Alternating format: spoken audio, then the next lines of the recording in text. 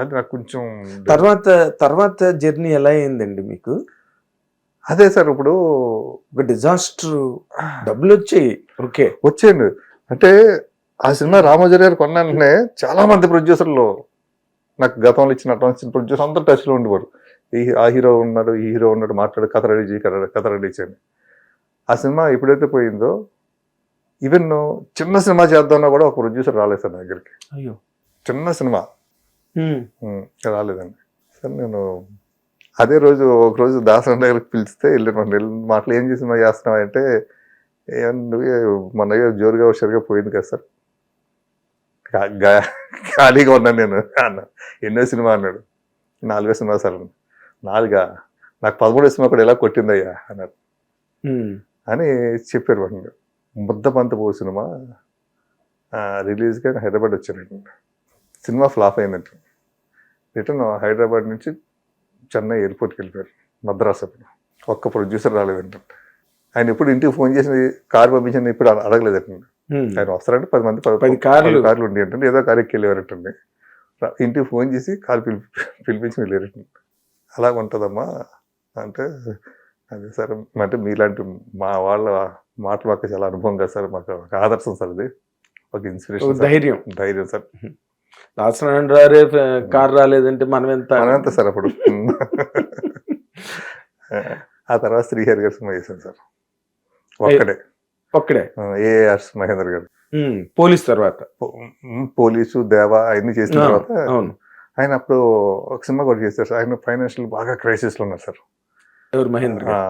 Thank you Subbarao అని ఒక cinema చేశారు సార్. అవును, చేసి బాగా కష్టాల్లో ఉంటే శ్రీహరి నాకు ఫోన్ చేసి, మహేంద్ర గారు అబ్బాయి వస్తున్న మహేష్, ఒక సినిమా చేద్దాం, ఆయనకి నన్ను హీరోగా పరిచయం చేసిన ప్రొడ్యూసరు, చాలా ప్రాబ్లమ్స్ ఉన్నాయి, మన కాంబినేషన్ చేస్తే ప్లస్ అవుతుంది ఆయనకి అంటే చేసామంటున్నాను. ఒక్కడే సినిమా అంటే ఆయనకి మంచి టేబుల్ ప్రాఫిట్, మంచి ప్రాఫిట్ వచ్చింది సార్. ఆ రోజుల్లోనూ ఒక 60 లక్షలకు వచ్చింది సార్ ఆ సినిమా మీద. మనీ బకాయిలన్నీ తీరిపోయి డబ్బులు మిగిలితే అది కంఫర్ట్ తీరిపోయింది, బకాయిలు తీరిపోయింది. ఇమీడియట్లీగా నాతోనే సినిమా అనుకున్నారు.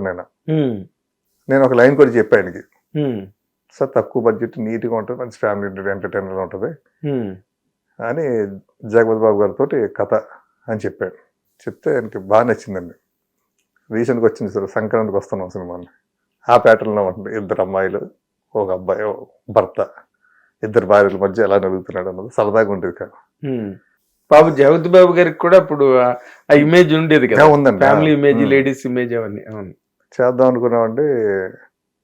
ఈ లోపల వాళ్ళ అబ్బాయి జీతు ఉన్నాడు కదా, జీతు లక్ష్మీ కళ్యాణ్ అని సినిమా ప్రాజెక్ట్ తీసుకొచ్చాడు, తేజ గారి డైరెక్షన్.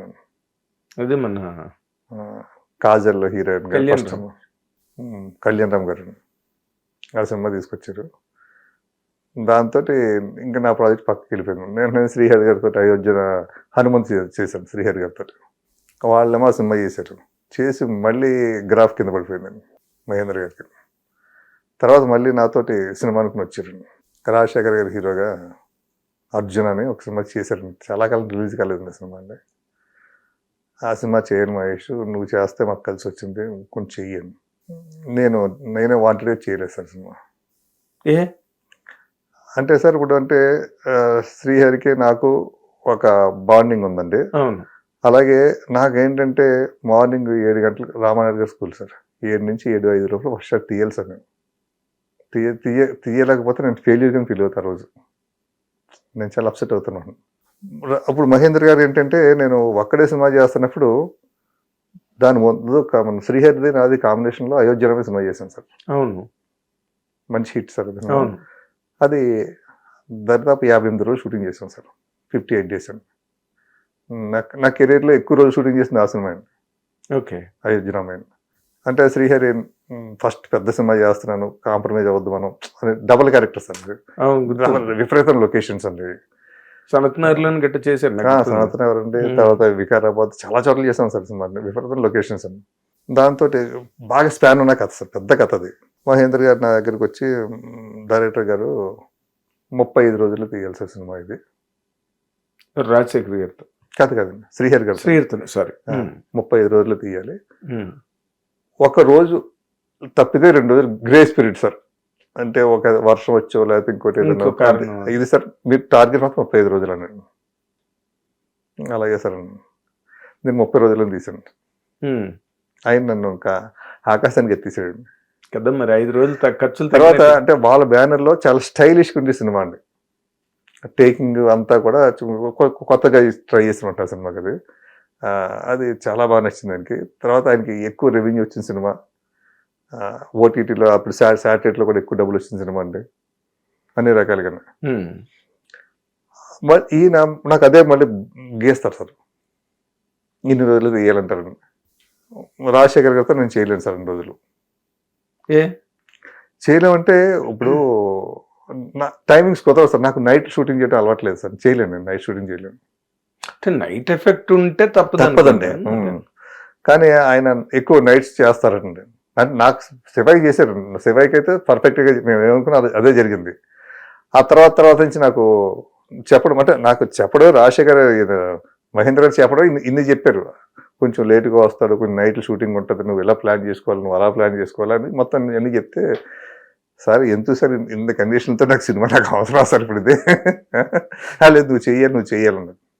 నేను ఒక లాస్ట్ మంత్ రేపు ఇంకొక డైరెక్టర్ పెట్టుకుంటా అన్నప్పుడు కూడా ఆయన ఫోన్ చేసి వాళ్ళ అబ్బాయి నా దగ్గరికి వచ్చి మా ఇంట్లో కూర్చొని చాలాసేపు, మీరైతే బాగుంటుంది నాన్నగారు అంటే ఈ కథ మీరైతే బాగా తీస్తారండి. మరి అదేదో రాజశేఖర్ గారికి చెప్పొచ్చు కదా, మీరు తొందరగా 2 సార్లు మేము తక్కువ రోజుల్లో తీయాలనుకుంటున్నాం. చెప్పరండి, అక్కడ చెప్పరు, రాజశేఖర్ గారు చెప్పరండి. ఇప్పుడు ప్రజెంట్ నా మీద ఉంటుంది సార్ కదా. మీకు చెప్పే ఉపయోగం ఉంది హీరో రానప్పుడు. అదే ప్రజెంట్ నాకు డైరెక్టర్ గారు నువ్వు తీయాలి కదా, నువ్వు చెప్పాం కదా అంటారు. మళ్ళీ లాస్ట్ లో మనమే చేస్తారు.